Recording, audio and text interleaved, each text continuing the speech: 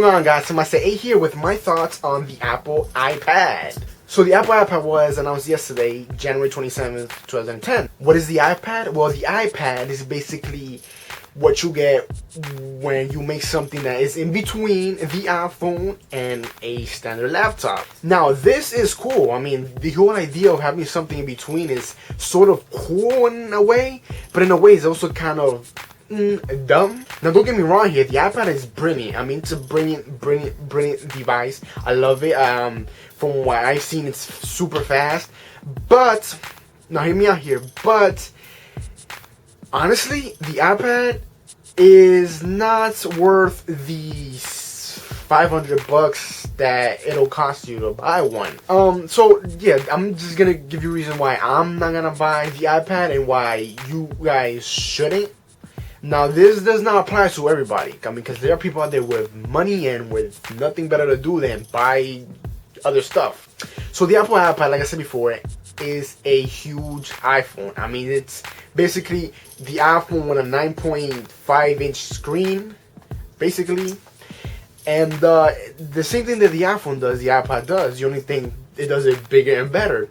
Now, so the reasons why you guys shouldn't buy the iPad is because, well, for one, it does not have a camera. The iPhone, on the other hand, does have a camera. Everybody was sort of waiting for the iPad to, you know, come out and everything, and it has so much hype. People were saying it had a camera. People were saying you could do iChat with it, and you can. The iPad is basically a fat phone, and I mean, honestly, it was a disappointment. The iPad will not allow you to make phone calls. I was expecting something like, you know, being able to use VoIP, which I'm guessing you will probably be able to do if, you know what you're doing. So, why would I buy the iPad for $500 when I could get an iPhone for around $200 and make calls with it? Do you understand? The iPad for the $500 price tag is not as full featured as it should be. The iPad has a 1 gigahertz processor.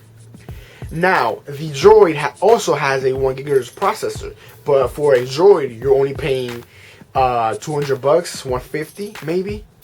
So for $600, I expect something with pretty darn close to 2 gigahertz processor, right? The iPad is extremely fast, just like the iPhone, but it cannot do what standard netbooks can do. I mean, standard netbooks can play pretty decent games, and they go for around $300. So you can get a pretty decent netbook for around $300. So instead of buying just basically a fat iPhone for $500, you can just buy yourself a netbook for around $300, guys. Now, I guarantee you, people will buy it. Oh, people will buy the iPad because it is Apple, and I totally agree with them. Apple makes the best products, but the iPad just wasn't what I was expecting, and I'm pretty sure it wasn't what most people were expecting. Now, it is, well, but it's not. It's sort of like an it is, but it's not, because it is in a way, but it is not in a way revolutionary. The iPad pretty much does everything that the iPhone can do. A little bit better, but the iPhone can already do it. So it's not really that much that revolutionary. It has multi-touch. The iPhone has multi-touch. So I don't think that you guys should buy the iPad unless you have the money. Unless you have the money and you don't know what to do with it. So in that case, then just go out and buy it. Hey, why not? Do I think that the ebook companies are in trouble with the iPad? Do they have to worry about the iPad? Yes and no.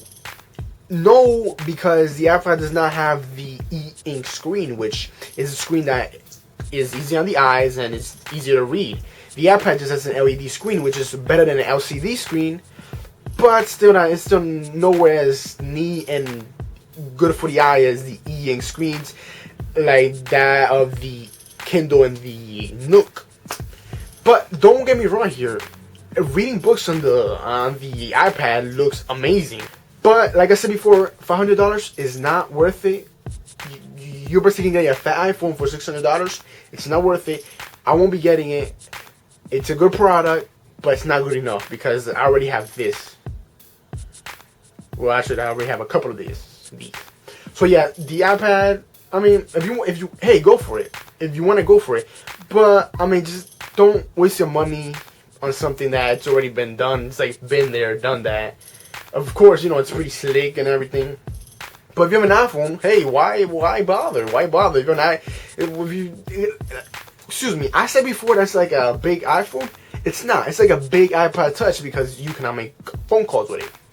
So there you go, guys. I'll just take my say 8 of my thoughts on the Apple iPod. Like I said before, I will not be buying it, and I honestly care about you guys, so please don't buy it. You know, thinking that if you haven't, well, if you don't have an iPhone iPod Touch, then buy it. By all means, go ahead and buy it. But if you do have an iPhone iPod Touch, don't buy it. It's still with some money. You just wait for the next gen iPhone to come out, and bam, you're gonna have like probably the exact same thing on your iPhone. So, guys, it was Tim. I said 8. Make sure to subscribe, comment, rate. Tim. I said 8 out.